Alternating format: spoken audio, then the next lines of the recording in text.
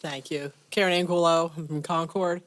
And just want to say that, again, I support the resolution that you all be entertaining tonight. But I really want to thank you all for building out this video system that you are and making your meetings available to the public. So I really look forward to having them available so that the citizens can go back later and watch your fascinating board meetings. Thank you. Thank you. Mr. Christian Raymond.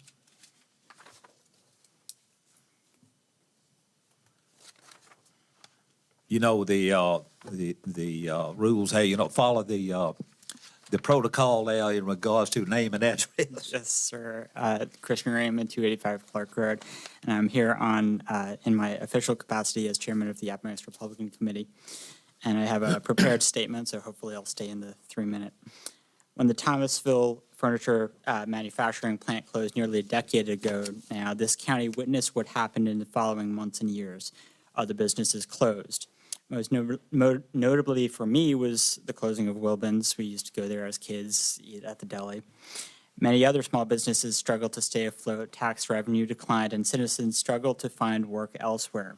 A few years later, then Governor Terry McAuliffe promised a solution to the Lindenberg industry, with promises of hundreds of jobs, I think up to 500 or so jobs, and good-paying jobs for Appomattox citizens. But McAuliffe's promises fell flat, and the Lindenberg industry turned out to be a fraud. And many of you know this story a lot better than I do, since you were both leaders and citizens in that dealing with that situation. Fast forward to about 2 weeks ago, Terry McAuliffe announced his second bid for governor. All these memories came back. A lot of people on Facebook were almost in tears, basically, how their words were emotional. All the memories came back to them. And it infuriated me. How can a man who has a record of hurting small rural communities like ours ever be trusted again with the office of governor? And the answer came to mind. Too many people have not heard this story of Appomattox and what happened here. Even though it's front in our faces, a decade has gone by and it's not fresh in other people's minds. It's a story of a small town trying to live the American dream, only for the dream to be smashed with the broken promises of politicians. In light of this, I and my colleagues with the Republican committee here are drafting a memo outlining the events that transpired here to disseminate across to our colleagues around the state, as well as all, both Republican, Democrat, et cetera, all candidates for statewide office in this coming new year. We're going to spread this memo around. The memo will be simple. It's going to outline the events of Thomasville's closing, what transpired with the Lindenberg requesting information, requesting funding, getting the funding, the ribbon cutting, all of this, and what transpired with McCullough's broken promises from an Appomattox perspective.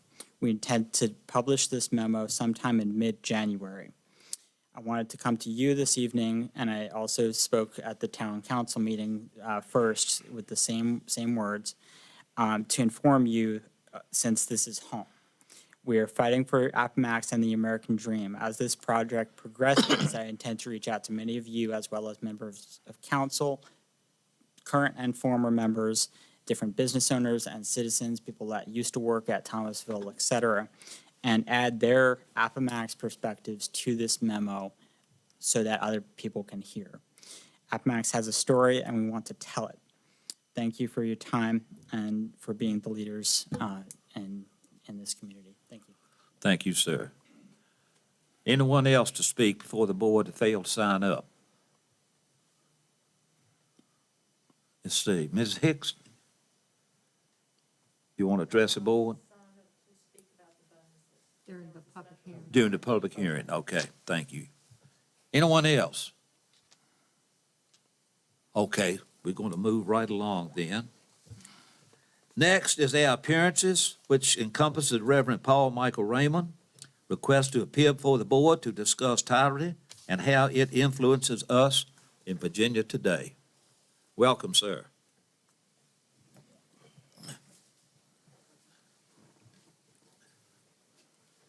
Good evening. Pastor Paul Michael Raymond, 778 Appomattox, Virginia, P.O. Box. Thank you again.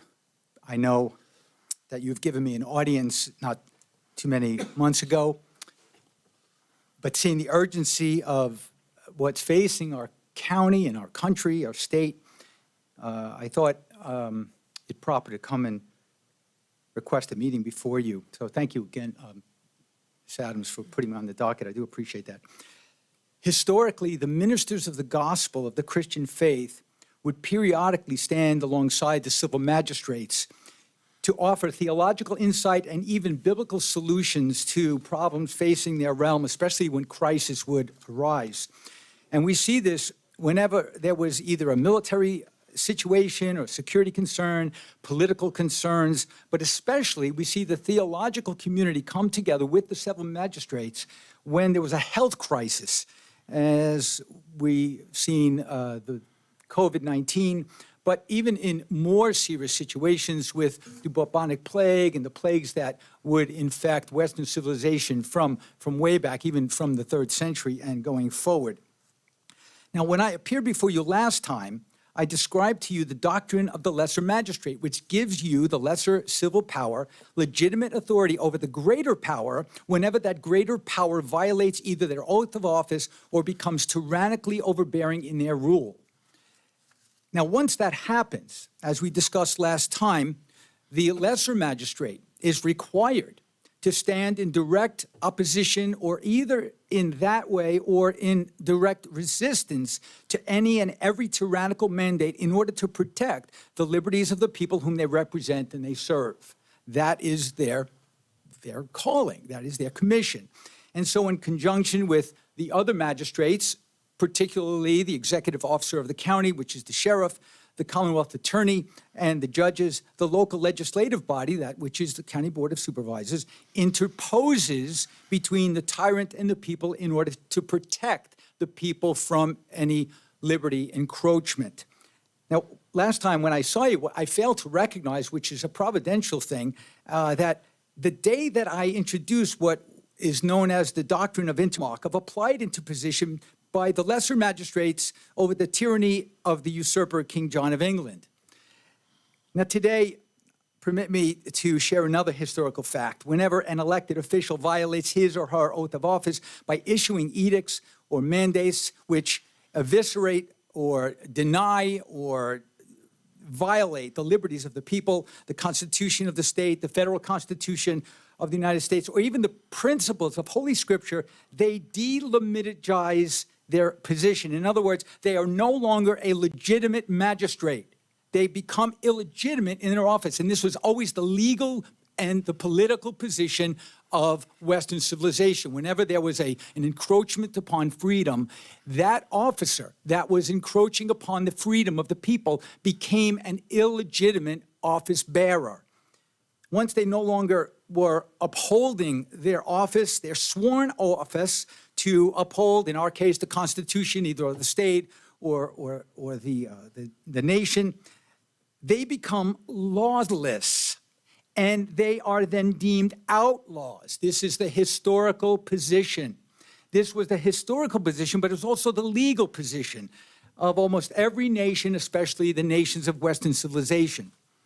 The jurist Sir William Blackstone played a legal role in leading the people in this quest for freedom in his establishment of the common laws of England.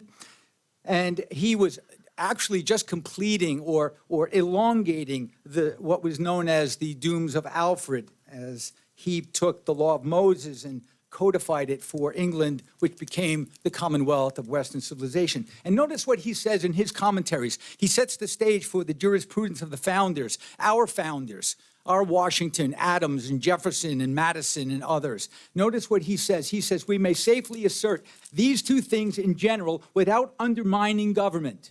One is that no civil rulers are to be obeyed when they enjoin things that are inconsistent with the commands of God.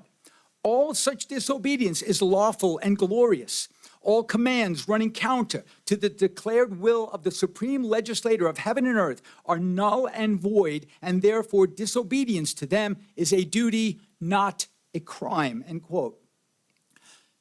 So, gentlemen, I want to encourage you. I want to encourage you in the name of Christ, the sovereign King of the universe to consider very carefully what you're about to consent to or not consent to.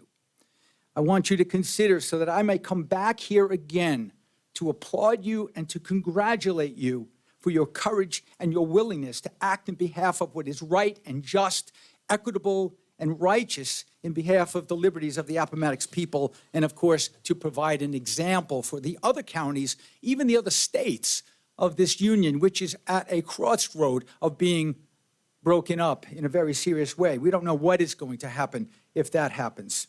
Now, I do have another book for you. This book, however, is a compilation of articles on the state of our United States with some tactical suggestions of how to move forward during these times. Now, none of the authors are in this book because some of them were afraid to put their name on the articles, and I don't know why. I, of course, wrote Chapter 2, which I do turn your attention to because Chapter 2 deals with what I have laid out before you this evening, since it addresses the Christian duty under a corrupt and tyrannical government. And I hope you will read it carefully and consider where God has placed you in these days, because you hold a mighty, mighty place of power. And I pray that you wield it righteously for the people of Appomattox and as an example. And I know these aren't easy times. I know this is tough. I know you get a lot of blowback. I know you get phone calls. You get people on this side. You get people on that side. You get people pulling you in different ways. And all you want is to do your job. Well, this is part of what God has commissioned for you. You know, some days you eat the bear and some days the bear eats you. But in this case, you need to eat the bear. You need to stand for what is right, because we all stand on the crossroads of either liberty or tyranny, and we look to you to lead the way. Thank you again. If I may approach and give you these books, I do also have books for the Sheriff's Department, for Donnie and his deputies, and I do hope they read it as well. If I am permitted to give you this book, I'd be happy to do so. Okay. Thank you, sir.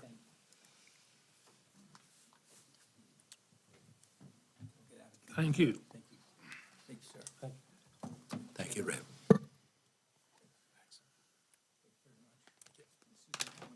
Thank you so much.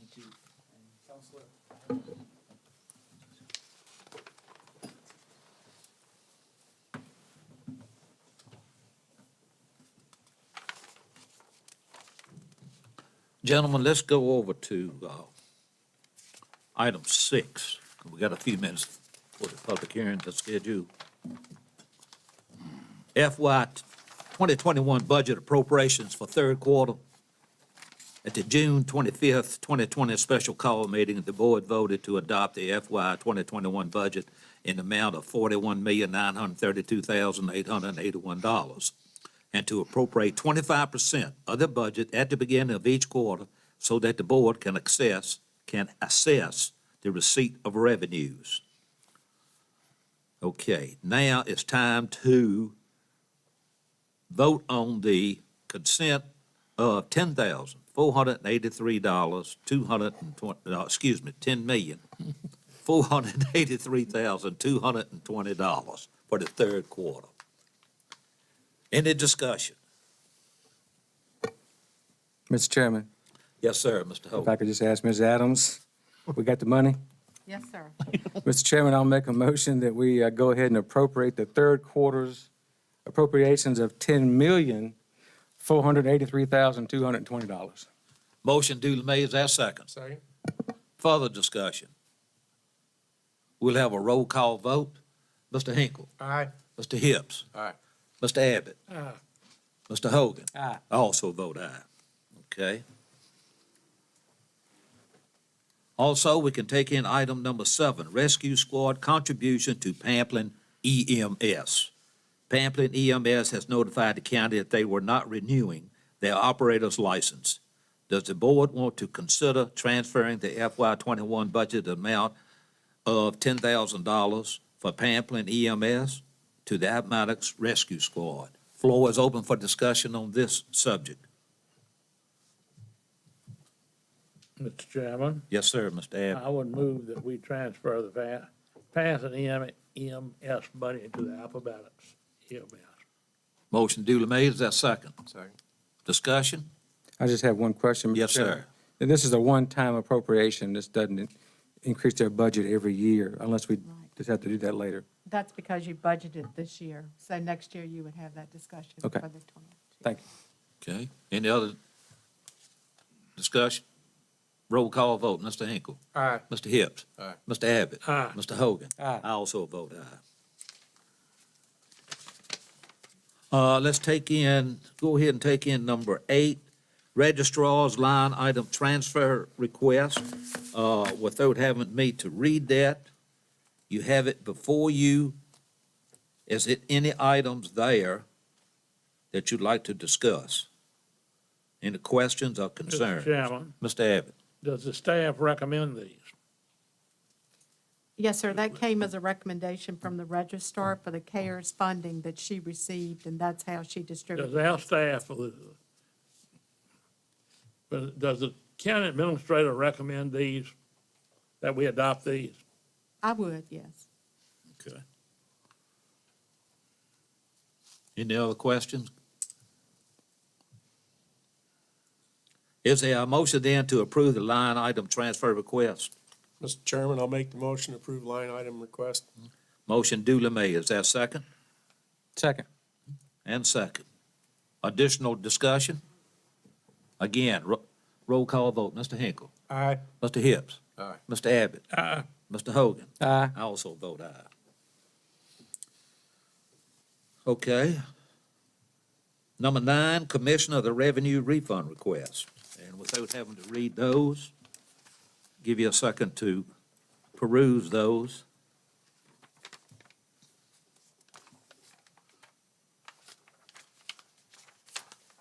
Mr. Chairman, I move we adopt the Commissioner of Revenue request. Okay. Motion duly made. Is that second? Second. Discussion? Now, roll call vote. Mr. Hinkle. Aye. Mr. Hips. Aye. Mr. Abbott. Aye. Mr. Hogan. Aye. I also vote aye. Okay.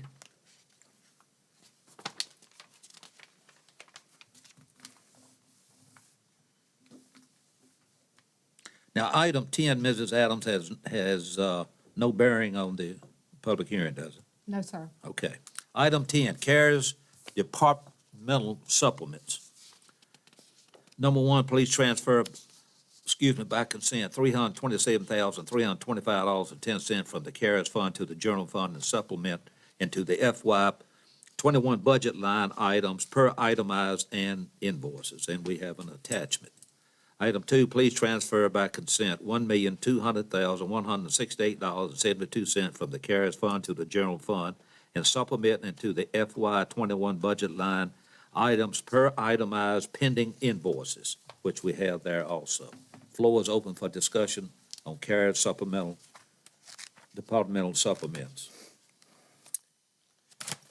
Mr. Chairman, it's my opinion that we've already approved these.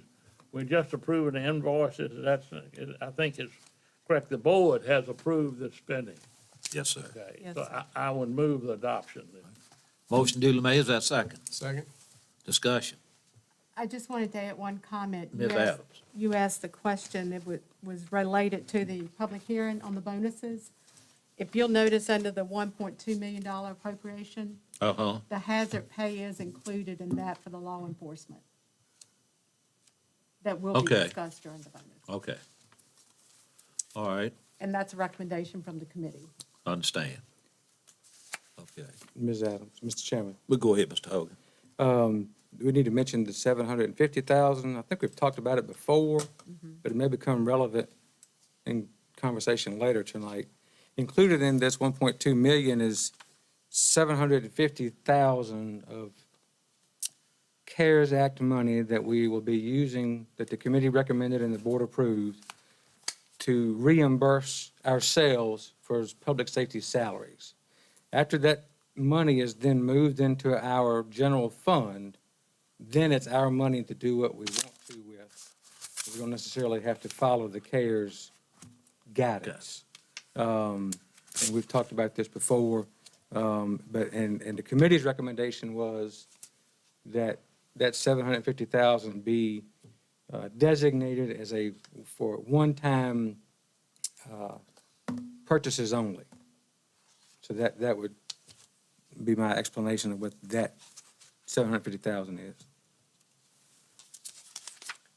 And also notate that that was an allowable expense under the CARES Act. And those salaries actually are closer to $2 million. We're only using a percentage of that with the 750. And we can also include benefits, which they haven't even been included in that amount. So it's a small percentage of those overall salaries. Good. Thank you. And thank you too, Mr. Hogan. Now, the motion been made and second. Further discussion? Now, roll call vote, Mr. Hinkle. Aye. Mr. Hibbs. Aye. Mr. Abbott. Aye. Mr. Hogan. Aye. I also vote aye. We got about 5 more minutes, almost. Let's take a look at 2021 holiday schedule for Appomattox County.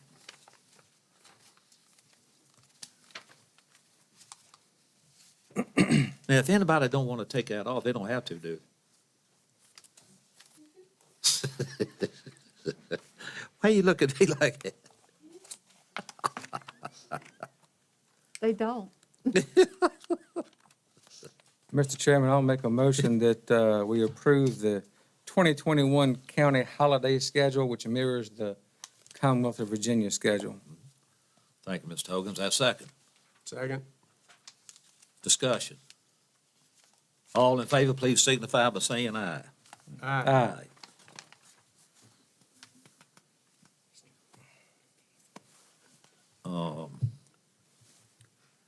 Let's do number 12, schedule organizational meeting. The board needs to schedule the 2021 organizational meeting. A recommendation from staff is to consider the first working day of the new year, which is Monday, January 4th at 6 p.m. Staff recommendation is consider approval of scheduling the board organizational meeting for Monday, January 4th, 2021 at 6 p.m. At the organizational meeting, the only business conducted is the election of the chair, vice chair, and board clerk, adoption of the board bylaws and rules of procedure, and setting of the meeting date and time and location. So how does that date and time suit everyone? Suits me, Mr. Chairman. Okay, Mr. Abbott, Fine with me. Mr. Hibbs?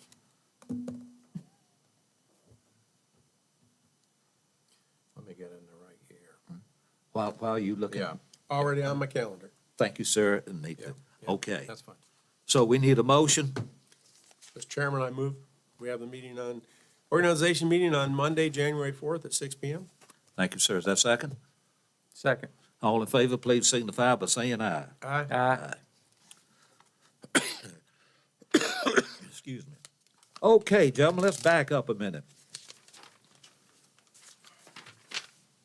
Let's go to number 2, public hearing. This public hearing is an amendment to the e-ticket fee. After duly being advertised and pursuant to Code of Virginia 17.1-279, the Board of Supervisors will consider an ordinance that will assess the additional sum of $5 as part of the cost in each criminal or traffic cases in the district or circuit courts located in the county of Appomattox, where the defendant is charged in violation of any statute or ordinance by the Appomattox County Sheriff's Department. The assessment shall be collected by the clerk of the court in which the action is filed, remitted to the treasurer of Appomattox County and held by such treasurer, subject to the disbursement by the governing body to the Appomattox County Sheriff's Department solely to fund software, hardware, and associated costs for the implementation and maintenance of electronic summons system. Okay, we have one person signed up at the time, and that would be Sheriff, Mr. Donnie Simpson. Welcome, sir. Good evening. Donald Simpson, Sheriff of Appomattox. I do ask for this ordinance to be passed. We've taken advantage of some state funding and some federal funding, and we've been able to order what are called mobile data terminals and the e-ticket system for our cars without any new county funding being needed. This extra $5 per ticket will hopefully give us the ability to make this program self-sustaining. That's my goal, is to use this $5 to maintain the equipment all the software licensing and the upgrades that are needed. I will adjust this program if if we are looking down the road and find out that we are not self-sustaining, we can make the project smaller. So that's my word to you on that. But I do ask for this $5 to be added to tickets written in the county.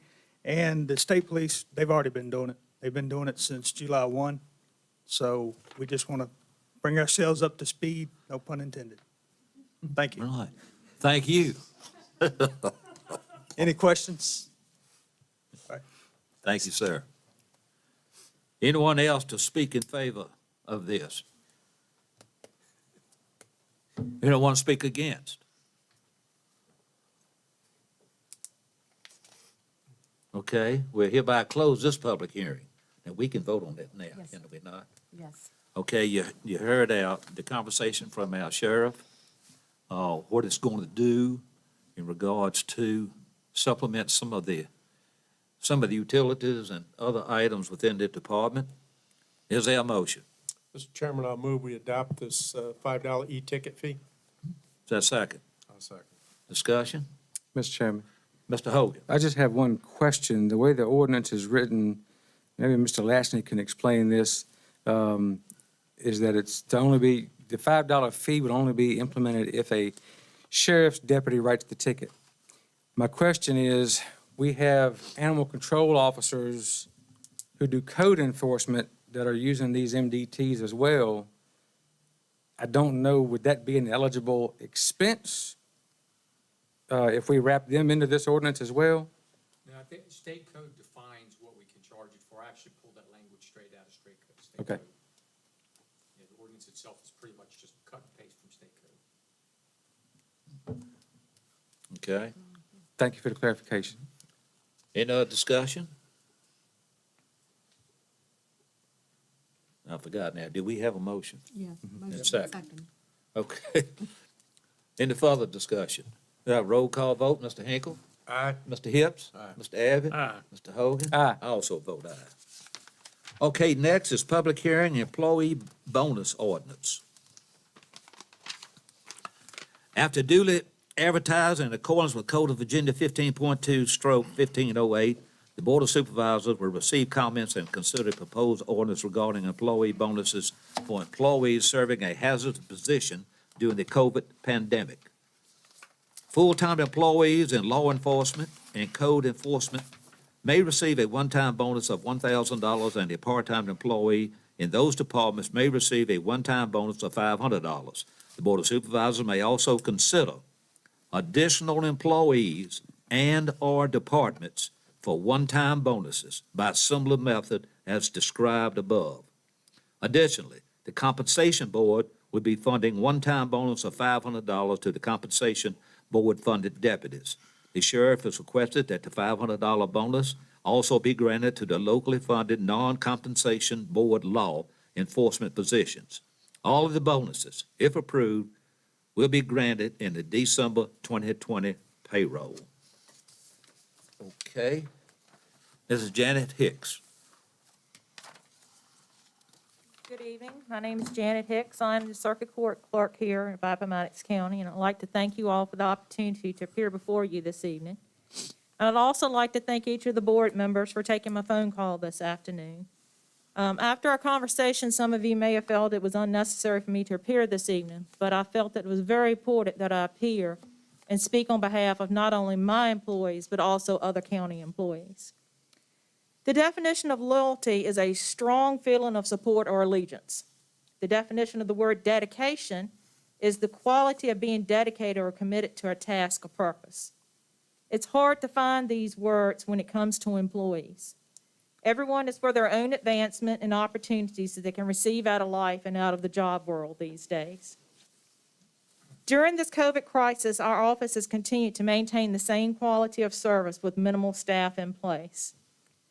Our judge split us into two teams, which then put us 2 employees working together during the day. During that time frame, we have had still the quality and the amount of work that would be due and expected of 4 employees being in the office at the time. So going through that teamwork effort and with Judge Nelson's perspective of if 2 of us became infected, that would have left 2 that we had not had contact with, so therefore they would be able to step up, keep the office open and running.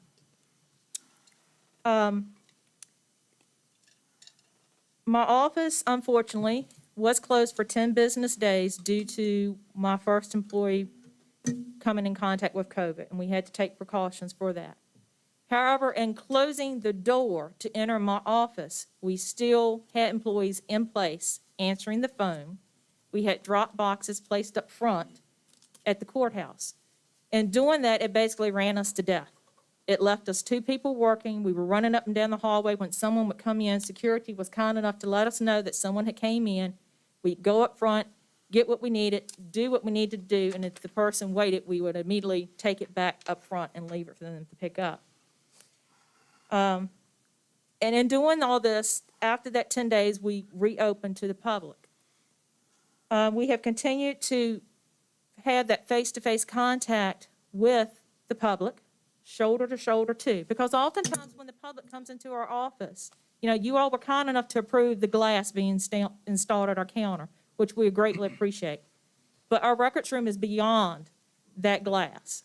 And so oftentimes we have to go into the records room to help the public search for those deeds, find those plats, whatever information they're looking for. So we are in close contact and proximity with the public. And a lot of times, you all know our office closes at 4:30. My staff is usually the last to be leaving the parking lot in the evenings. At 4:30, a lot of times it's our chance to sit at our desk, dig out the paperwork, see what needs to be done. And a lot of times my staff are not often leaving until 6 or 6:30 in the evenings. And we were there doing that just to keep the job going, to keep providing the same quality of services to the public that they expect of us. I have 3 employees that work in my office. I have 1 employee that has 15 years of service, another has 9 years of service. And a year ago, as a result of one of my employees retiring, I hired a replacement for that position. Those 2 long-term employees that I have, I can truly say here and stand here before you this evening and say that they are dedicated and they are loyal in serving our county and making sure that the work gets done. From my recruitment that I recently had a year ago, I had only 5 individuals apply for the vacancy that I have. And I'm not sure if any of you are aware of what our pay scales are in our office, but it is minimal. You know, a lot of times you can make more money working elsewhere. I'm limited on what I can pay my employees in that office. And yes, our office does work with the court system, but there is a difference between my office and the Juvenile and Domestic Relations Court and the General District Courts. Those employees are state employees. They get paid by the state. They have state health benefits. And from time to time, I've been aware of the state giving bonuses to long-term employees as a reward for their service. You know, a lot of times when they aren't able to give the pay increases. My staff is not eligible for these bonuses. So this is my opportunity to ask the county to consider giving our employees these bonuses. It's a way of saying thank you for their loyalty and dedication shown from them this year. And we all know this year has been very trying for them because our jobs have changed. But I would thank you for rewarding our employees. And if the school board can find a way of taking money of the CARES Act to reward their employees, I hope that you all can do the same for our staffing too. Thank you. Thank you. Sheriff Donald Simpson.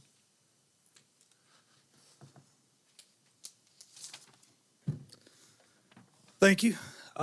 First, I want to sincerely thank you for taking the time and consideration to give these deputies a bonus. I've had conversations with other sheriffs in this region that their boards were not affording their officers this money. And I do appreciate what you're doing, what you've done for us. And just briefly, these deputies have answered, we're approaching 20,000 calls for service since January in this county. So we have done that with very minimal sick time. I've only had a handful that have even taken any time due to COVID, and literally I've had to tell them to go home on certain occasions, tell them to stay off work. They want to come to work. They don't want to leave their county shorthanded. They don't want to leave their coworkers shorthanded. So they are coming to work. They're dedicated. Just like Ms. Hicks said, these are dedicated employees that y'all have in this county, and I appreciate you looking out for them. As far as the $500 from the compensation board, the state government did give a $500 bonus to all state-funded compensation board deputies. That left us with 7 that were in the limbo that are locally funded. Went before the town council last week, and they agreed to cover their 2 officers. So I am requesting that you all look at it, and please look out for the 5 that are county-funded deputy positions that I have, that they need that additional $500. These are some of the lowest-paid deputies, and they would need that the most. In closing, if it makes it any easier, the Blue Ridge Jail Authority closed out their fiscal year audit, and I have received, we are getting some back per diem from what we paid out for FY '20. So we are getting a refund back basically from the jail authority, from them. So I would ask for the additional 500 for the deputies that didn't get it. Thank you. Thank you. Anyone else to speak in favor? Anyone to speak against? Okay.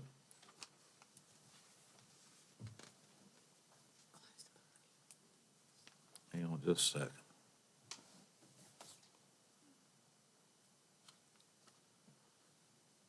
Is there a motion then to approve or disapprove? Mr. Chairman, I have a question for Ms. Hicks, if I may, before we act. Do you have a recommendation as to a dollar amount for your employees, Ms. Hicks? Is it similar to the sheriff's amount of 500, or do you? Well, Mr. Hinkle, the Clerks Association has various emails, correspondence, and recently, as far as this week, there was email correspondence amongst different clerks. And of course, every locality and jurisdiction receives different funding from the CARES Act. The lowest amount that I saw was $500 in Pulaski County. And if you'll note in the letter that I sent to you all, Wythe County gave their employees $2,500. I also noticed in this email correspondence that a lot of these localities broke it into tiers. For those that had more hands-on interaction with the public, where they were more in a hazardous condition, they gave them higher pay. Then there were some that maybe were in a medium scale or some in the lower, to where they didn't receive, as much because of their interaction with the public and how they may have set themselves up, to contract this COVID from working with the public. But, I'll be honest with you, Mr. Hinkle, there's no dollar amount that you can put on loyalty but, anything at all, to me in these times, is a pat on the back to these employees saying, job well done. I appreciate what you've done. We don't know that once the economy picks up, that they might not jump ship and find jobs elsewhere. So if we can do anything to keep our employees, to let them know that we appreciate them, I would certainly appreciate any dollar value that you could afford to find to give to them. Thank you. Any other questions? Well, gentlemen, I'd like to say something in regards to this. The Sheriff's Department, I know they go out day to day, minute by minute, hour by hour, putting their lives on the line for different reasons. This COVID, as Mr. Raymond so eloquently said, has been something else. There's no question about it. And each of us know this. A person / employee that is within the confines of the department within the Appomattox County is also subject to this COVID. People entering, exiting, They are just as much involved in this as anybody. There's no question in my mind whatsoever. So, in saying that, I want to say that I propose a bonus of $1,000 to go along with the sheriff's department and the landfill folks, and a $500 for part-time people. And saying that, further discussion, Mr. Chairman, Mr. Abbott, is that for all county employees? all county. Ooh, do you have the fiscal impact on that? No, but I asked the county administrator about it, and then all this will not be taxpayers' money. It will come through the CARES. The salary switchback. But a point of clarification, what was advertised was $1,000 recommendation from the CARES Committee for law enforcement officers. Okay, so that's all in law enforcement. That would be full-time positions. The part-time law enforcement officers will receive $500. And then what the sheriff was speaking on tonight were the comp board positions would be an additional $500 from the state, and he's asking for the additional $5 because the town provided it for 2 of the 7 locally funded positions. Mr. Chairman, Yes, sir, Mr. Abbott. let me make a suggestion. If you withdraw your amendment, let's fix the sheriff's office first, which we've got to do for 5 people that are county employees, which would be additional $500. Can we do that first? Yes, sir, no problem.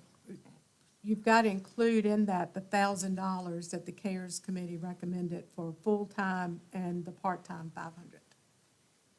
Let me try again then, Mr. Chairman. We recommended that, but in addition to what the CARES Committee has recommended, the comp board has given an additional $500 to each one of their employees they fund. There are 7 deputies not funded by the comp board. The town is paying $500 each for 2 of them to cover what the comp board is.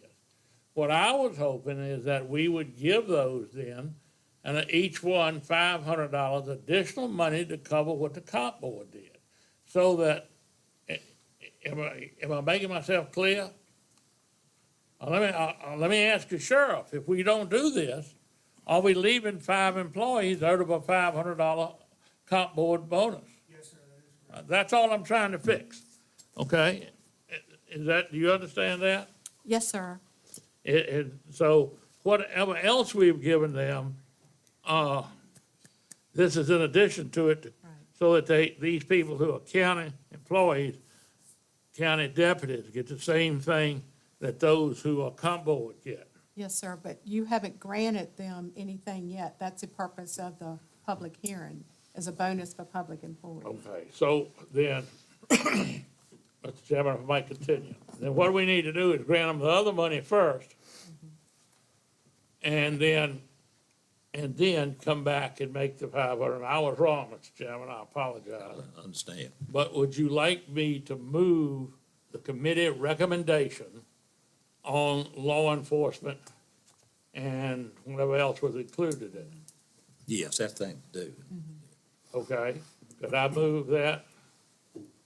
Okay, that's a motion. That's a motion. Is there a second? I'll second it. Okay, further discussion? Mr. Chairman, just for clarification, it's confusing. We've already voted and adopted this, but then we found out that to give a bonus, you gotta have a public hearing first. So this is the same thing we've already recommended, the CARES Committee already recommended to you. You've already voted yes. We're just having to do it again. So that's the $1,000 and the $500 for part-time. The additional part is gonna be the extra $500 that the sheriff's talking about tonight. And I'm in full support of that. The additional confusion comes from when we talk about it as CARES money, because you can't pay bonuses out of CARES money. It's specifically written into the guidance. You can't do it. But that's where the $750,000 comes into play that I talked about earlier. we're reimbursing ourselves $750,000 from the CARES money for eligible expenses, which goes into our general fund, which we can use some of that for whatever we want to use it for. But we have to be careful not to say we're using CARES money for bonuses, because you cannot do it.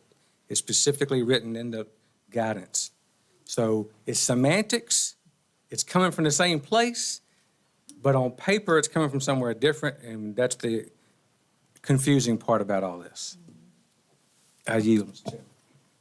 And Mr. Chairman, Mr. Abbott. should this pass, then I will make the motion that we award those 5 deputies who have been left out, for the comp board and the town left out, that we give them the additional $500 each, assuming this passes. Okay. Further discussion?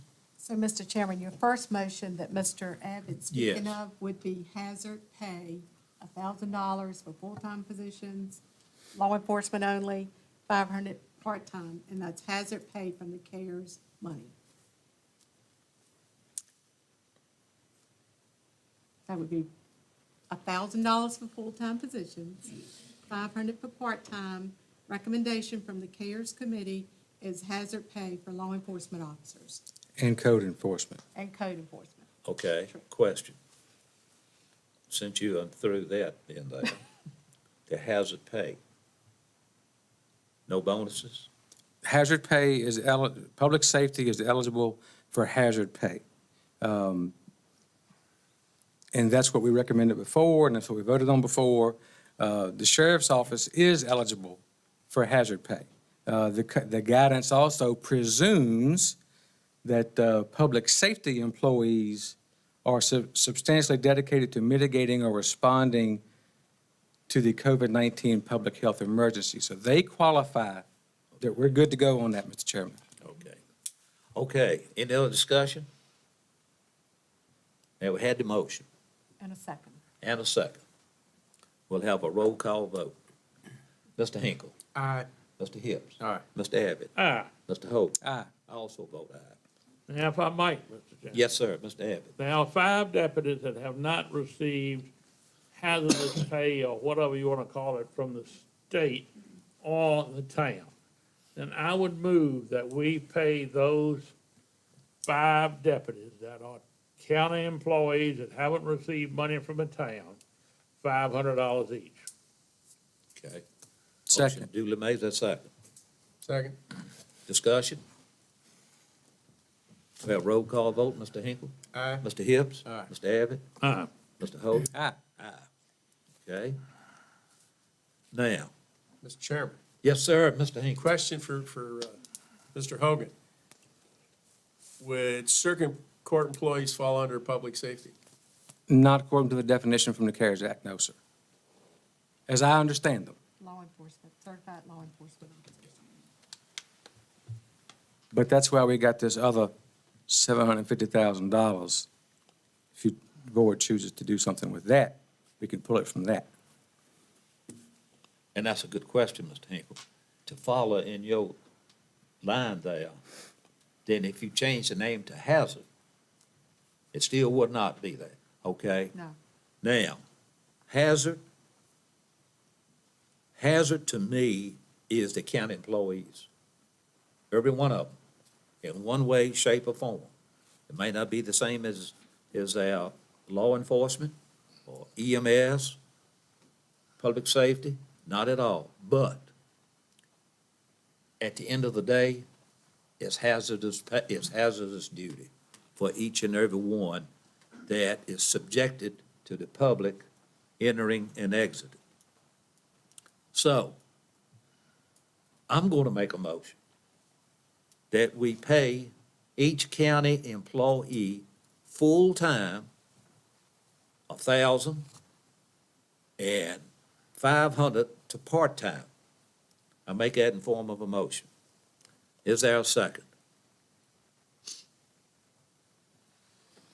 Mr. Chairman, I'll second it so we can get to discussion.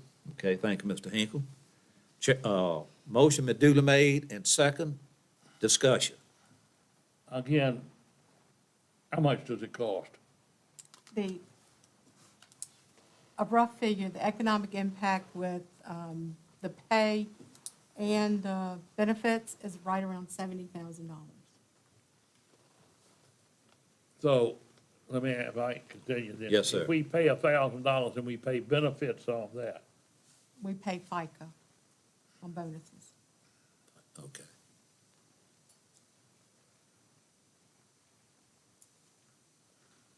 And Any other discussion, Mr. Hill? Mr. Chairman, the excess funds, again, that were reimbursed, what was the dollar amount on that? 750,000. Okay, so roughly 10% of the, okay. And then to use Mr. Chairman, use Mr. Hogan's word about schematics, when you say all county employees, are not the sheriff's county employees, so does that mean that you're giving them an additional? Yeah, no, sir. Okay. No, sir. That's a good question, yes. So you're About, saying all employees who have not received the hazard pay under this other motion? yes, sir, Okay. exactly. Mr. Chairman, Yes, sir, Mr. Davis. Mr. Hinkle brings up a good point. We paid the hazardous pay to, I believe, full-time road deputies that were on it. Are there employees of the sheriff's department that are full-time that wouldn't qualify for your $1,000 or wouldn't qualify for a bonus at all if you're exempting the sheriff's department? They're exempting the law enforcement and Okay. code enforcement officers that are certified, not the support personnel. They would be included under locally funded.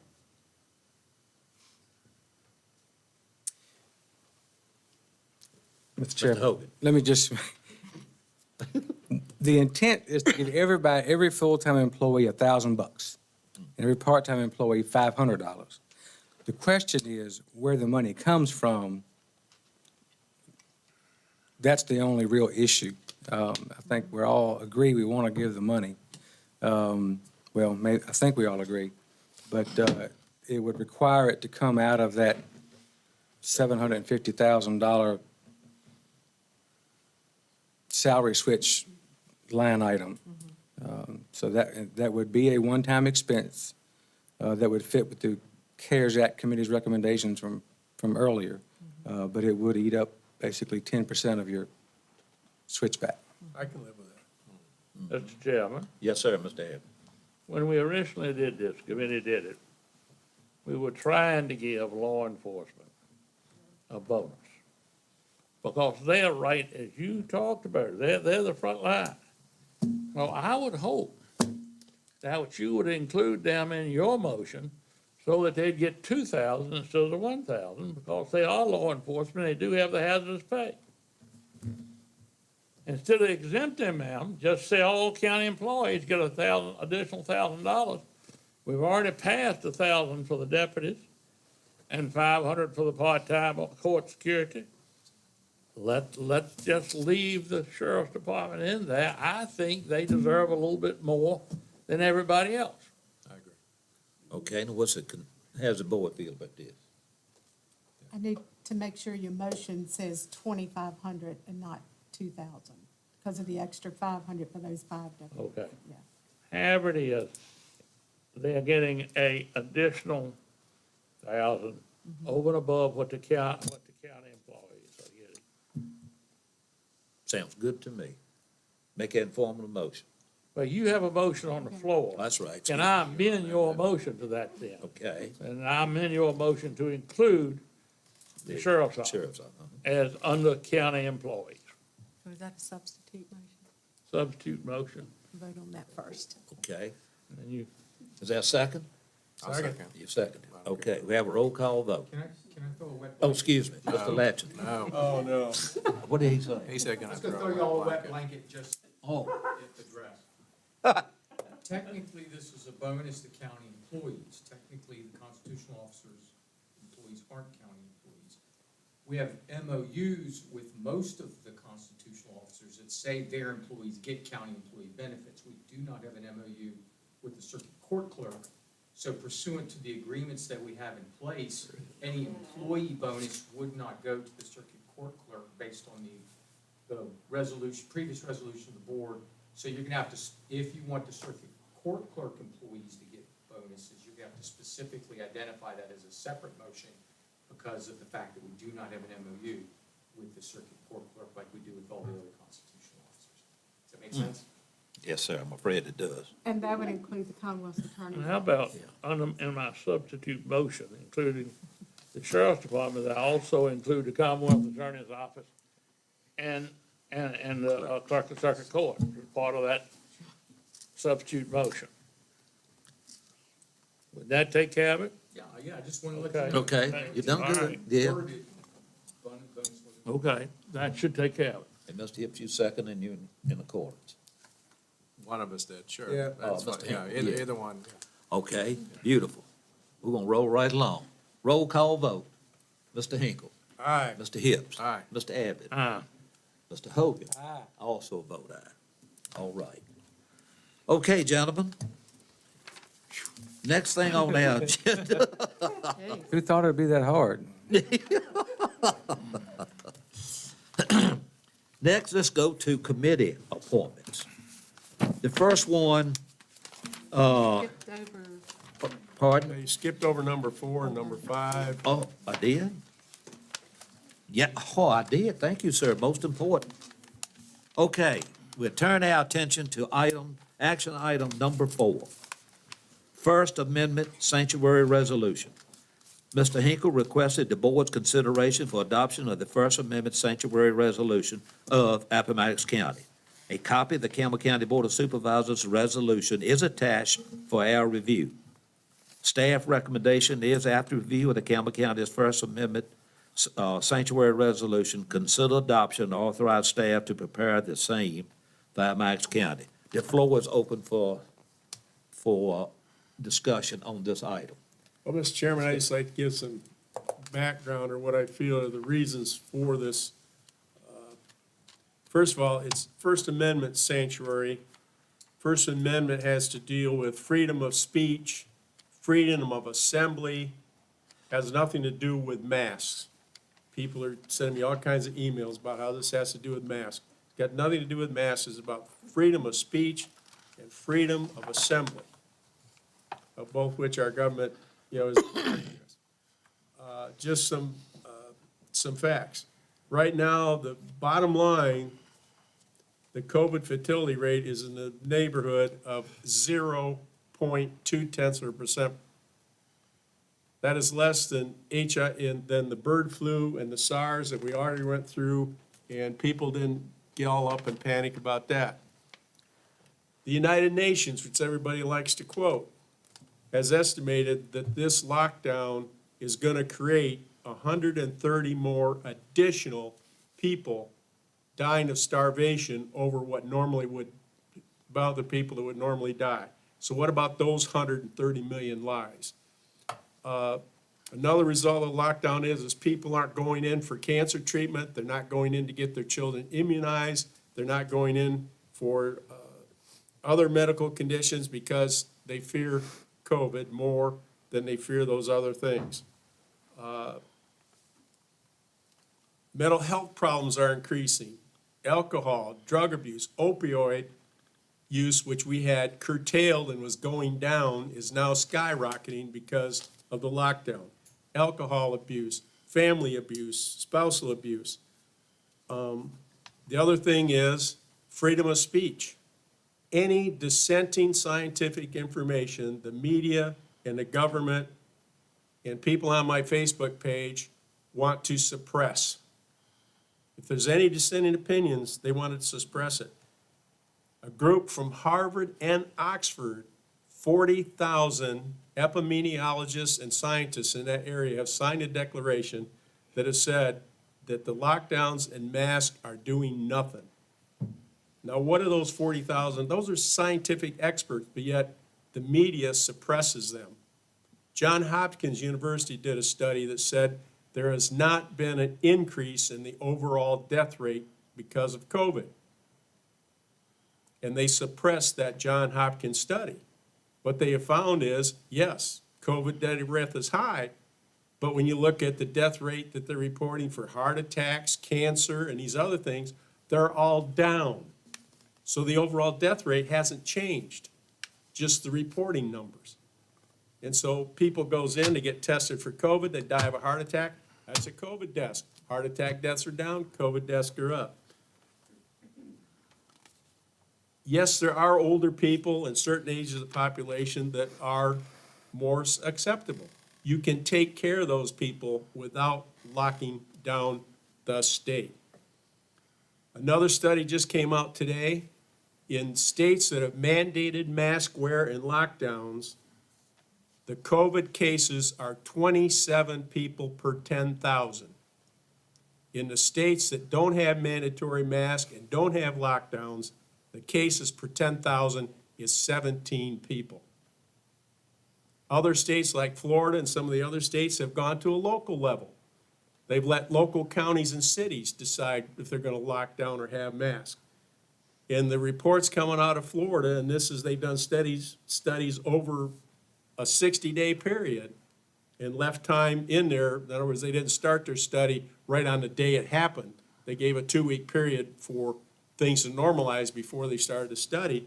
In the counties in Florida that don't have a mask and lockdown mandate, their COVID rate is less than the counties in Florida that have a COVID mask and lockdown mandate. So basically, when you look at also the fact that one of the ways people are coping with being locked in is they're shopping online. So online shopping is increased threefold. What's that doing to that unemployed person who can't work? So he's maxing out their credit cards online shopping. Not only does it affect them, but it affects the fact that our local merchants, Country Charm and Nina's Warehouse and True Value, their business is down because people are buying online. They can't go to the store. So this is about the freedom to move, the freedom of not being locked down, the freedom to have more than 10 people of our families.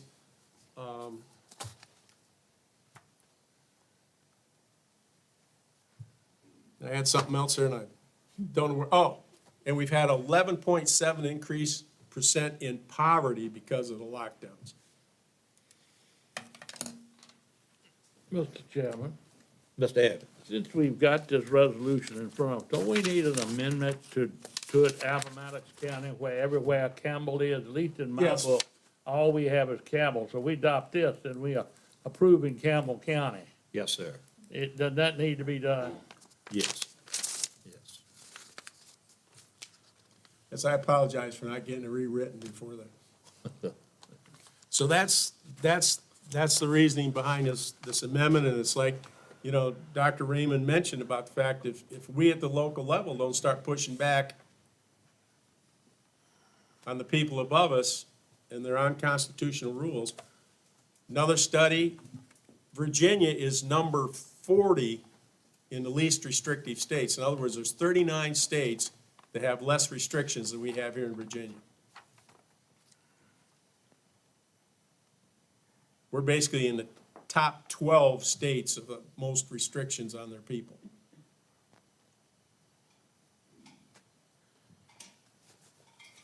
Okay. So that's my opening comments, Mr. Chairman. And thank you for that. Any other comments at the present time? I'd just like to ask this. Because I don't think there's a person in the Commonwealth would agree with what our governor has done. But there's ramifications, I do know, to a certain extent, if we pass this. And I really do not know what the extent of the ramifications are. Ms. Adams, did you look that up when I was talking to you about that?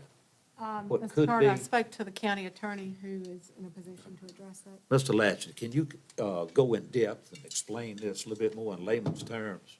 Explain the resolution itself. No, the cons of going against executive order blankety blank and blankety blank. Well, I mean, the biggest negative, if you will, is we don't have any way to make any of this happen. I mean, we can adopt this, but we can't put any teeth on it. Item one, uphold, Campbell County said we're gonna uphold the First Amendment and the rights of the people. That's sort of like saying we're gonna uphold the right to breathe. I mean, we have a right under the First Amendment. So that one, you know, I don't know how you put teeth behind that. So the second one, Campbell County, expresses that no Campbell County funds be used to restrict the First Amendment. We can't legally use county funds to restrict the First Amendment. And we'd be violating somebody's constitutional rights to use county money to restrict their constitutional First Amendment rights. So, you know, we could adopt it. We can't legally do it anyway. Number three, Campbell County. Mr. Chairman, employees- if you wouldn't mind, I'd like to ask you one more question about number About that, two. Mr. Latch, I apologize for Oh, no, interrupting, no, but no worries. on number two there at the end, it says, and no county fund shall be extended to aid federal or state agencies in restricting of said rights. Well, I assume said rights, what we're talking about are the governor's edicts here. Well, So, The First Amendment rights. First Amendment rights, or whether the governor is unconstitutional, I don't know, that's a question for the courts. But then we just had these 7 deputies that are funded by the county. Can the state deputies then help the state police enforce it, and these local deputies can't? We're gonna take the funds away from them? Well, that's why I said there's no teeth. You'd have to decide whether you're willing to do that. You would have to decide whether you're willing to cut the sheriff's budget if he somehow cooperates with the state police or somehow cooperates with federal law enforcement. That's why this particular resolution itself doesn't have the teeth in it. This board would have to decide whether you are in fact willing to do that. It says that no county fund should be expended to aid federal or state agencies in the restriction of said rights. That theoretically does have some teeth. I mean, theoretically that does. So that portion of it could potentially affect the sheriff's budget, or, I mean, it would be primarily the sheriff that could theoretically be affected by that. The rest of them, Board of Supervisors supports local law enforcement and requests to the sheriff to not assist state agencies. Again, we can make that request. We can't make him do it because he's an independent constitutional officer, but we can certainly ask him to do it. And Campbell County employees may not assist in or promote the enforcement of the governor's executive order 63 and 67 that purport to limit or direct free exercise of religion, peaceful assembly, free engagement in commerce, free movement of persons. Again, I'm not sure what we could do, how we are going to assist or promote the governor's order, but theoretically, if there is something to ask us to do this resolution, you would be saying no to it. If there is something, I can't off the top of my head think of something we would be doing, but in theory, I guess it is possible.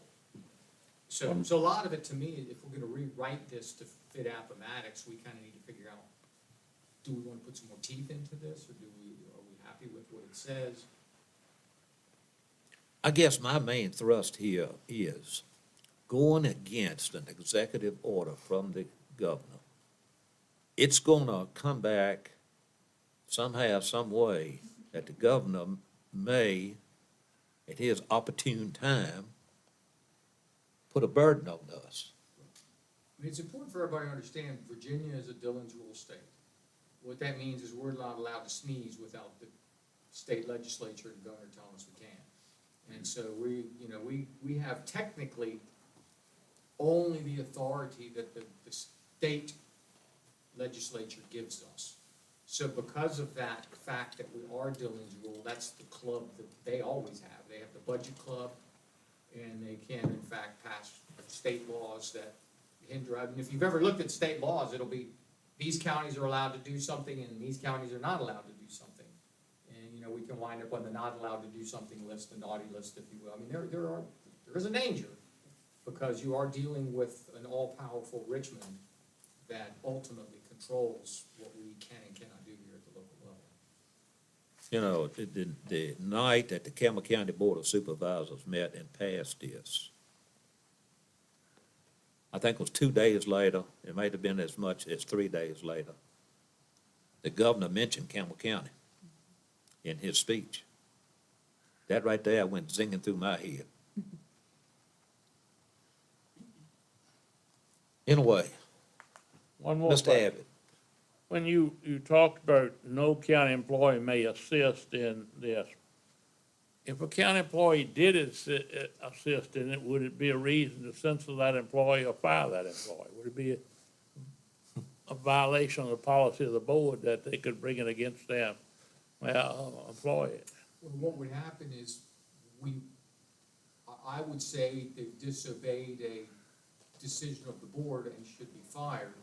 They will then file a grievance, and the grievance process will ultimately make that determination, because as you know, we're not like a private employer, we can't fire at will, so an employee would have a grievance process that they could then go through, where a grievance, a hearing officer may tell us you can't. So that's, yes, my initial answer is yes, we could fire them, but I can't guarantee they would stay fired. Mr. Chairman? Mr. Hinkle. I acknowledge that most of this is simply telling the governor we don't appreciate what he's done, and it's more a statement than something we can enforce. And it's just like the Second Amendment, that we passed back in July. It's just a statement, and there's people in the county that want to know that we're as upset as they are. And so I make a motion that we correct Campbell, or replace where it says Campbell County with Appomattox County, and move that we pass this resolution. I make a motion. Motion duly made. Is there a second? Mr. Chairman, Yes, sir. if I Mr. may.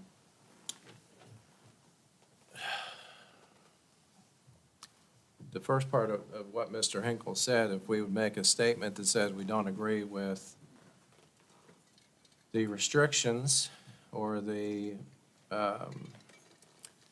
arbitrary designation of what is essential and what is non-essential, those sorts of things have been so damaging to business. I can buy something at Walmart I couldn't buy at another small business. Those sorts of decisions, certainly we haven't, well, I'm not going to speak for everybody else here. I'll speak for myself. Certainly, it's terribly damaging to those businesses and unfair, and no government should pick the winners or losers. The problem that I have with this resolution is exactly what Mr. Latchney said. I'm afraid that we're going to embolden citizens to do things that we can't protect them from. So when the owner of whatever restaurant wants to have 300 people in his restaurant, and he says, well, we're a First Amendment sanctuary county, well, we don't have any authority over the health department, who I believe is the one that's charged with enforcement. And I believe that even ABC employees have been designated to start enforcing this, and state police. There are many agencies that we do not have authority over. Correct me if I'm wrong on something. And one thing that I have seen on social media that disturbs me is in the wake of Campbell County deciding this, and no criticism to Campbell County, I have seen comments to the effect of, well, we can do this here because it's a First Amendment sanctuary. Well, I don't want to make that statement personally. If we make a statement that says, Governor, I don't appreciate the things that you've decided for my county, we would like to have that authority locally, then I would support a resolution to that effect. But as this is written, we lack authority on this to protect our citizens. I can't support it in the way that it's written. I would consider a rewritten resolution. The motion still on the floor. Is there a second?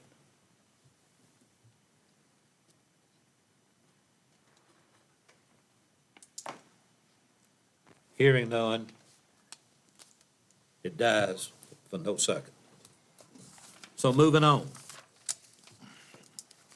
Number 5.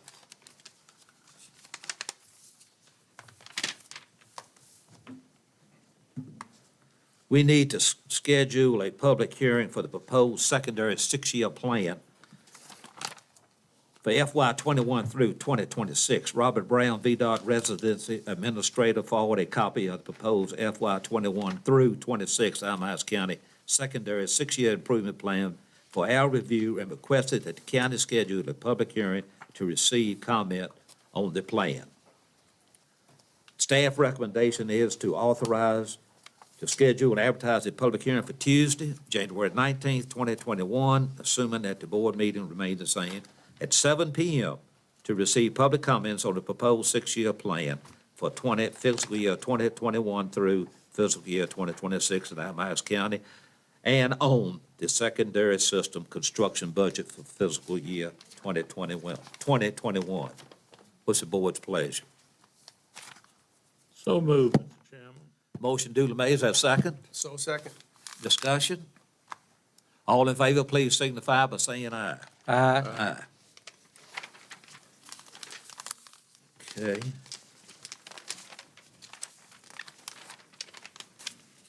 I think the next thing, correct me if I'm wrong. Going back to committee appointments. And the first one's Economic Development Authority. I'm gonna ask that this be tabled until our January meeting. Mr. Chairman, may I Yes, ask sir. what the consideration is for doing that? And for that really is to try to get more people involved. I don't know if we had adequate time, I say we, they have had adequate time to review and look at the papers and be a voluntary service there, if they may want to engage in this. Well, we looked at this in an earlier meeting, I think it was, I can't remember which one it was, and we had 2 or 3 candidates that were interested in the EDA board, and we voted in, trying to remember the guy's name that was vice president of James River. So I don't, and we have a candidate who wanted to join then, or be appointed then, and still interested. Okay? I would like to nominate Gina Campbell-Prue to fill the vacant seat on the EDA board with a term expiration of December 31st, 2023. She's interested. She's a local real estate agent. She had a business in downtown Appomattox, which was closed because of COVID. She knows the area. She knows the people. And she's got the background. You said Gene Campbell. Gina Campbell-Prue. Her married name is Prue. Prue. She's in the real estate business. Also, she runs a barber shop down. Barbershop closed. Is it? I didn't know that. Yep. Well, I understand McCall. Mr. Chairman, Yes, sir, Mr. Hill. if I may. Mr. Jones? Don, are you still interested Yeah, in he's still serving? open. Okay, I would recommend Mr. Jones for the position. So, Well, Don Mr. Chairman, Jones. you are not postponing this. We're going to take it up tonight. Is that Yes, sir. correct? Yeah. Okay, so we have the following. Mr. Todd Nash, who has agreed to continue serving, Mr. Jeff Smith, same category, with the addition of Mr. Don Jones and Miss Gina Prue? Prue. Okay. Floor is open for nomination. Any of these 1, 2, 4 people? Well, again, I'll nominate Ms. Prue.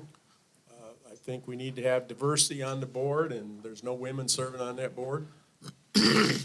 Okay. Motion's made. Is there a second?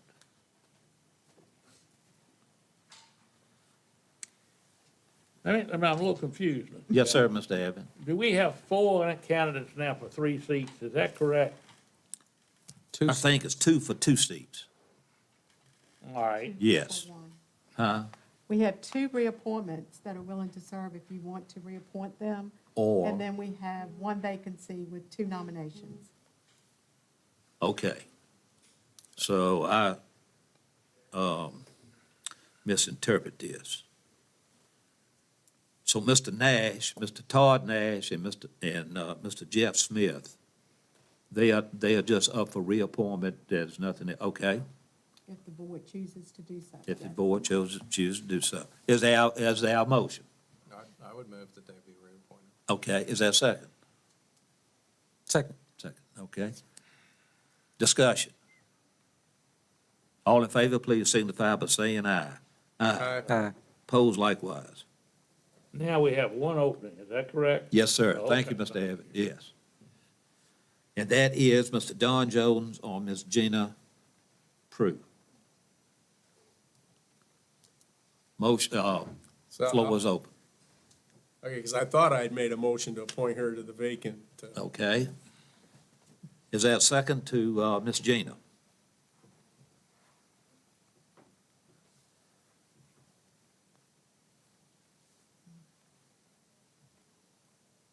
Okay, hearing none.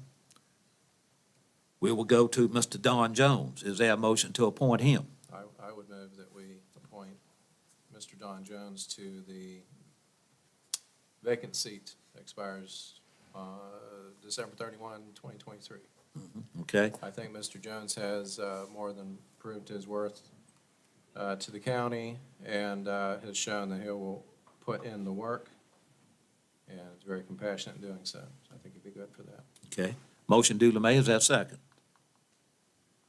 Second. Okay. It's been second. Further discussion? All in favor, please signify by saying aye. Aye. Opposed likewise. Okay. Congratulations, Mr. Jones. Okay. Next is the Piedmont ASAP, Mr. Wilson Staples.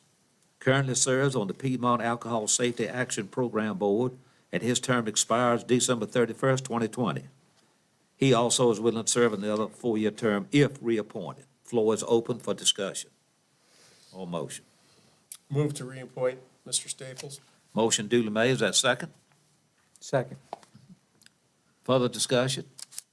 All in favor, please signify by saying aye. Aye. Opposed likewise. Okay, third is Social Service Board. Is, that name correct? Ferguson? Okay, I didn't think, Robinson, yeah. I thought it was Robinson too. Maybe it is. it's my constituent, I should know. That's what I thought. Well, she currently serves. Okay, Ms. Rowena currently serves on the Social Service Board, and her term expires December 31, 2020. She is willing to serve another four-year term if reappointed. Any discussion or motion on the floor concerning this appointment?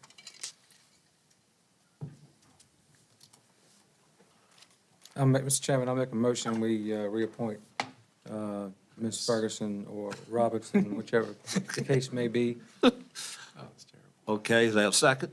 I'll second. Further discussion? All in favor, please signify by saying aye. It is Robinson. That's what I Thank thought. you. Yeah. Now, Good catch. next is the Planning Commission. It's not this part of it. I think you need to defer that appointment because of a discussion in closed session. at the Yes, meeting. that's what I thought. Okay, thank you.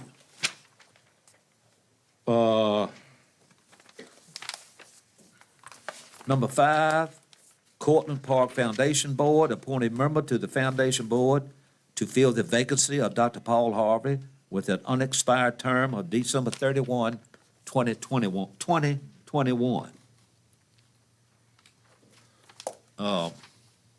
Any suggestions? We don't currently have any recommendations, Not at the present time. not at the present time. Okay, so we'll table this till January.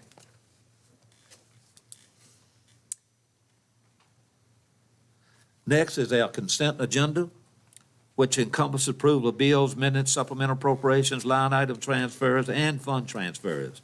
Any item on the consent agenda shall be removed from the consent agenda at the request of any board member prior to the vote on the consent agenda. Items removed from the consent agenda shall be considered by the board individually in order in which they were removed from the consent agenda immediately following consideration of the consent agenda. And I'm sure everyone's had ample time to review. Any questions, concerns in regards to this?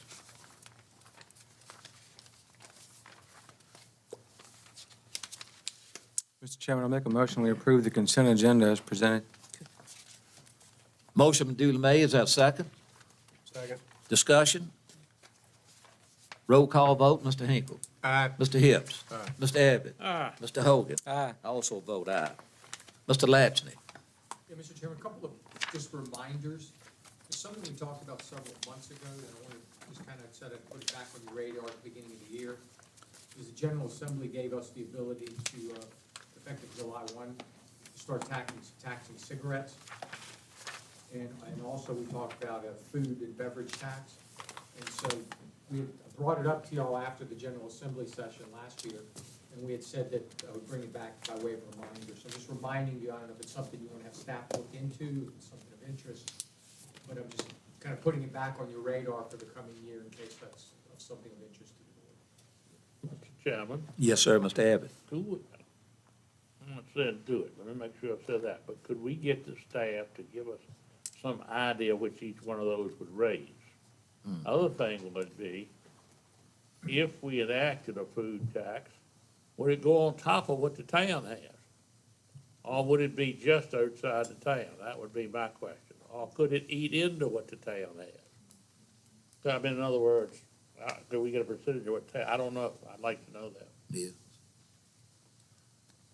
The Commissioner of Revenue's here. I think she's prepared to address that.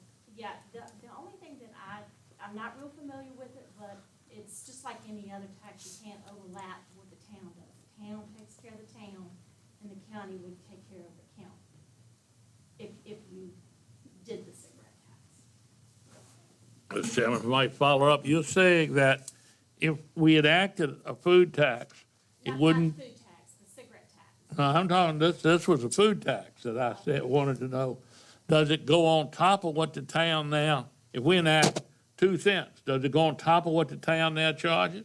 Not to my knowledge. I think that's a separate entity. Have you looked at this new legislation?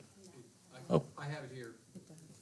Abbott. Yes, it would go on top of. That's what I thought it would. Goes on top. Goes on top of the 8 or 9 cents a gallon. Up to 6 cents you're allowed. You don't have to do 6%. You're allowed up to 6%, but you can do any number less than 6%. So that would be even businesses that are located in the town?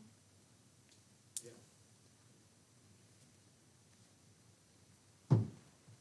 Good point. Mr. Hogan. Mr. Chairman, I think this deserves some research before we start thinking about it. But the one thing about the cigarette tax that I do want to perhaps mention is we got a letter from the Commissioner of Revenue because of this new ability for counties to tax cigarettes. There's a VACO is prepared to put out a thing in their lobbying group to keep this a locally collected, locally run tax. I understand that there's some movement and some legislation coming up in January to take this cigarette tax and move it to the Department of Taxation. I'm not saying I'm for or against a cigarette tax, but if we ever decide we want one, I would think we would probably be better served if our Commissioner of Revenue handles it as opposed to somebody in Richmond. Or a local, or a regional board. Or a regional cigarette tax board, which that's a different animal altogether. But I don't know if we need to perhaps make it known to VACO what our feelings are about that particular topic of keeping that local taxing authority local. It's a local tax, let's administer it locally. That's been my That's just, experience. Anything goes to Richmond and coming back to us, we don't get it all back That's when it right. goes down there. But I would like, as my original request was, I'm not saying I'm for any of it, but I'd like to know what each one, what if we raised maximum amount on whatever the cigarette tax. Again, that would go on top of the town. I believe the town has a cigarette tax. But just what would it raise? And I hope it would encourage, if we did it, it would encourage people not to smoke. Understand. That's a very good point, with that. Okay, Ms. Adams. Includes vape now. Mr. Hinkle. Oh, Mr. Carter, Chairman, I'd like to make a beverage and food tax, that's one of the, even before I became a member of this board, that's all I heard people talk about was the high tax on food and beverages. And I don't think I could support that, to have an additional food and beverage tax on our residents. Mr. understand. Chairman, I would agree with Tinkle, but I would like to know what the amount is. I think, 'cause I have people who complain to me daily about the food tax, the town's food tax, which I believe brings in over $1 million a year. And I know people that drive to Farmville and elsewhere just so they don't have to pay that tax. Yeah. They pay it down there. Yeah, that's true too, but. And just for clarification, I looked at the state code, it's at our option whether we collect it on top of the town or only in the county. Oh, State law gives us the choice of going either way. that sounds a whole lot better to me. And then the question is how many, I'm not exactly sure where the town and county boundaries are, so it's what restaurants aren't in the town. Actually, there's not any restaurants. You know? have 3 or 4 that make prepared food that would Snack qualify. bars and things like that. But anyway, Ms. Adams, can you pursue this, Yes, sir. investigation? Thank you, ma'am. Let's see. That's Chair- all I have, Mr. Mr. Chairman, as a follow-up to that, do we need to get a consensus from the board about whether or not we would support that VACO lobbying effort to keep that tax local? I'm not saying we're gonna do a tax, but I just think it's a local tax. It'll be run by local people. Like Mr. Abbott says, you send it to Richmond, you'll never get it all back. I would encourage us to adopt that stance and support the Commissioner of Revenues Association, that letter she had to send it to VACO, to tell them that's what we would like. Mr. Abbott. I just think we don't have to have a motion. You could, as chairman, just directed it as the consensus of the board to support VACO and direct the county administrator to let them know that. What's consensus of the board? We want it local. Yes. Yeah. All right, great. Okay. You say I was all Mr. Latchney? That's it, Mr. Chairman. Ms. Adams, Yes, sir. I report. have a copy of my report before you. I would just want to highlight a couple of items. If you're interested in a solar farm tour, please let Mr. Rourke know. I think you have an email concerning that. I'm not sure if he's received any responses, but I think Mr. Hogan had requested that, so we're following up on it. Also, the sheriff had mentioned earlier about the Blue Ridge Regional Jail, and we have been notified that we will receive $121,495 in January from per diems for this fiscal year, Isn't this a Prior year. first time occurrence? probably. So that's a good occurrence. Yes. As far as economic development, Appomattox County opted to not renew its membership with the Lynchburg Business Alliance this year. And as a result, we have a direct relationship with the Virginia Economic Development Partnership. And they've already generated viable leads for us and prospects for Appomattox County. And, you know, there may be a good possibility that we may have, from those prospect leads, an announcement in '21. We've had serious discussions. The EDA is looking at agreements and providing incentive packages.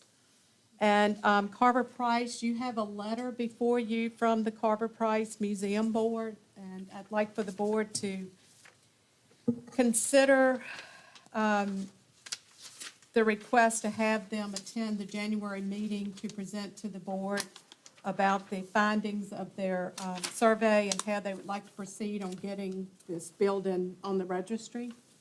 So more information that to follow. In the meantime, prior to January, if you would like for staff to find out additional information, or if there is something you would like for us to address with them prior to that meeting, please let us know, and we'll be happy to reach out to them prior to the meeting.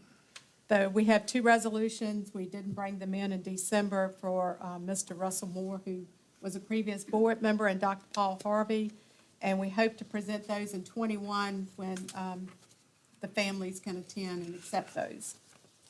Also, there's a reminder of office closing, and the last thing is Ms. Phelps had reported the property collections, the tax collections on personal property and real estate, and I think the board had asked us to provide that report in December. And if you'll notice, what I've given you that you can reference is a 5-year comparison on where those collections were. And this year, currently, now, of course, they're still processing collections that are coming in. They're at 87% collection on real estate, and, well, actually, it's 88.61 to date. And then in the personal property, they're at 97.75. Well, that was in 2019 compared to that.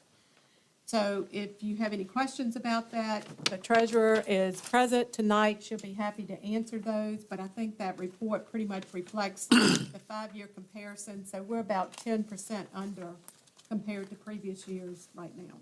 But of course, they're still processing.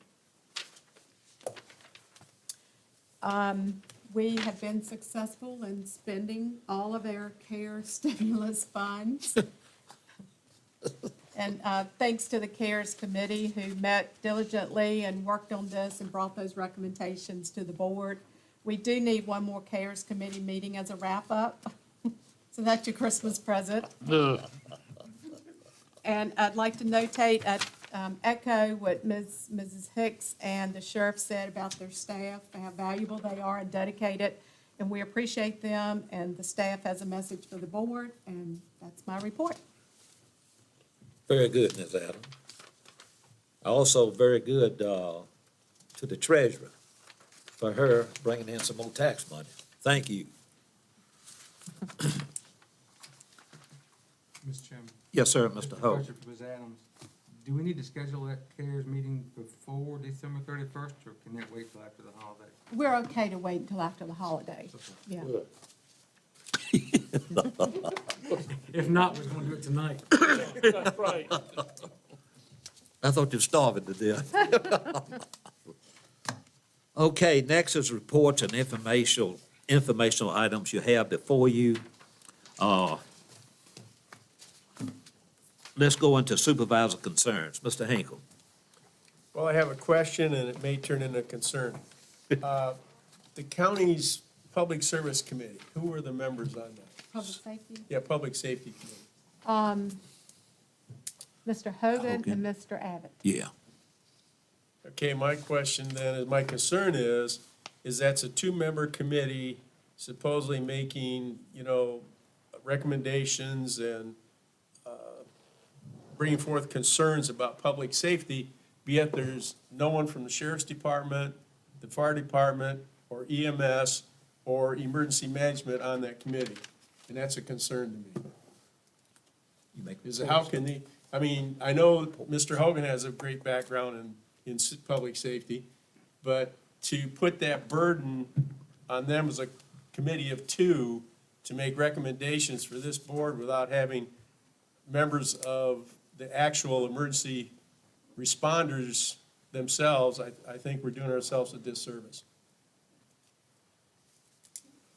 Okay. Mr. Hinkle, oh, sorry, Mr. Hibbs. Not at this time.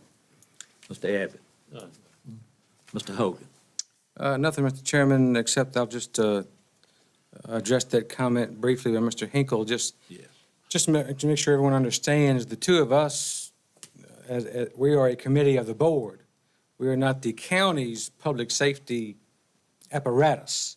We are just 2 people assigned by this board to bring back public safety issues to the rest of the board. However, when we do have those meetings and have those discussions that will affect our policy on public safety, we do reach out to the rescue squad, the fire departments, the sheriff. I think I've talked to Major Richardson, I don't know how many times, about these MDTs. So, I mean, we talk with them frequently. That's all I can say. Appreciate your clarification. Thank you. Any concerns, supervisor concerns? None at this time. Okay. Only thing I'd like to say is this, and I'll keep it very minimal. The parade, the Christmas parade that we had back on, when it was 12/12, whenever it was a great success. There was a lot of people that attended. I think it was good for the folks to get out, especially the children too, from their homes, doing this covert activities. Like I say, it was attended by many, and I'd like to send all the kudos, not all the kudos, but Ann Dixon kind of coordinated this, and certainly do appreciate her effort, Ms. Adams. And I know there's a whole lot of others involved, but thank them. Next, gentlemen. May I add one comment? I'm sorry. Yes, ma'am, Ms. Adams. In conjunction with Mr. Hinkle's comments, we do have a local emergency planning committee that sets policies, and it does have representation from all of those entities that you spoke of. And they meet quarterly, not monthly. Okay, anything else? All right, the last thing is we need to go into closed session. Mr. Latchney. All right, whereas the Board of Supervisors